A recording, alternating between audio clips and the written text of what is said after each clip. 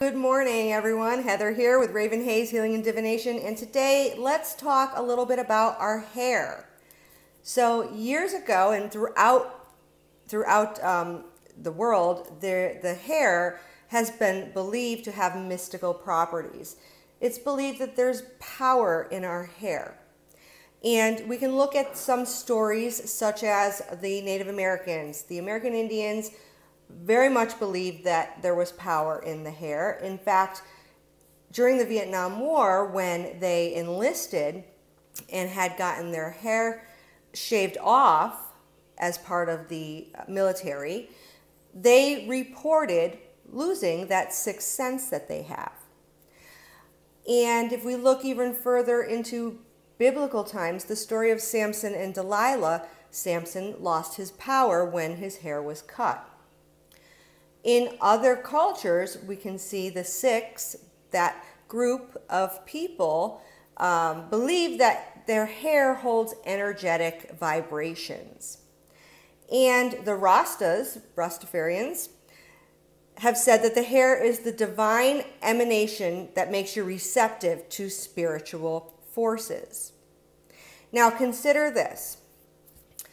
Crystals, I do have one here, crystals such as the quartz crystal, but all crystals have the power to receive and transmit energy waves.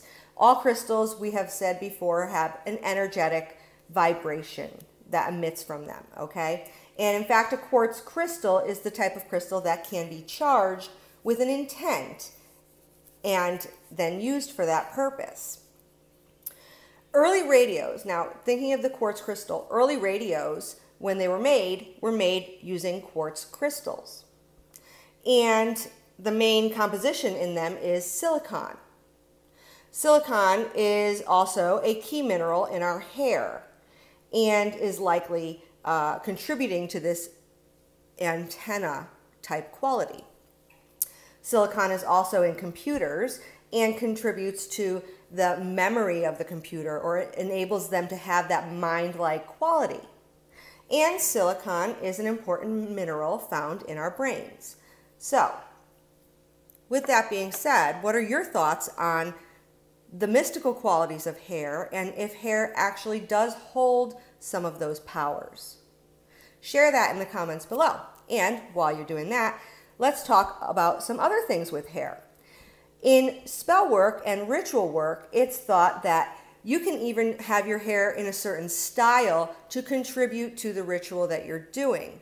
Okay, so if you have your hair in a tightly bound style, such as a bun or a braid, that can help by adding the quality of this controlled focus power to your working.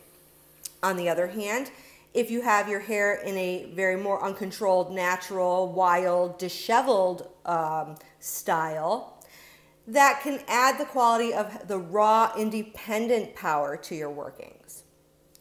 Now, in the hoodoo tradition, it is often thought of that it's best to burn your hair. So when you have your hairbrush and you're taking the hair out of it, or you brush your hair and you've got hair that's come out, many people in the hoodoo tradition will burn the hair. And the reason that they burn the hair is because, as a disposal method, is because there are other disposal methods, such as throwing it in the toilet or putting it in the garbage, that they deem to be less desirable methods. And the reason for that is when you put your leftover, your hair into the toilet, it goes into the sewer system. And of course, in many places years ago and sometimes now, rats are in the sewers and rats can use your hair to make a nest. The same concept goes with putting your hair in the garbage. When you put your hair in the garbage, oftentimes the garbage then goes outside, and it's thought that the birds could take your hair and use it to make a nest. When these animals or these creatures make nests with the hair, it is thought that could cause headaches, blindness, insanity, or even death. So, for those reasons, the hair was burned primarily to dispose of it. Hair can also be used in a variety of different spell work. It's a link to the target, so it's considered a tag lock much like using nail clippings. You can use hair in puppet work when you're doing puppets or voodoo dolls. You can certainly use hair. There's an abundance of spells available using hair for love type spells or relationship spells. You can also use hair in destruction type spells if you're looking to harm another person by adding the person's hair into a cloth with other ingredients that may cause erosion. And as the hair erodes, so does the qualities of the person that you're trying to, your target. You can add hair to spells that are focusing on baldness if you're trying to, give somebody baldness, or if you're trying to grow hair and prevent baldness, you may want to add hair clippings to that spell to just give it more power. So here are two spells that use hair clippings. The family unity spell is one, and what you would do to unify the family is to take pieces of hair from each member of the family and roll them in a leaf, rolling them towards you, okay, because you want to bring something towards you, so you roll it towards you.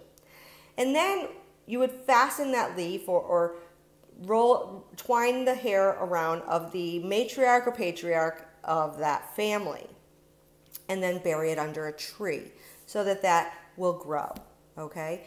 Now, if you've got some rifts that you're trying to heal within a family, you can do it a little bit different by braiding or tying them with red thread, all the hair from the parties, and wrapping them more with the red thread after you've done that.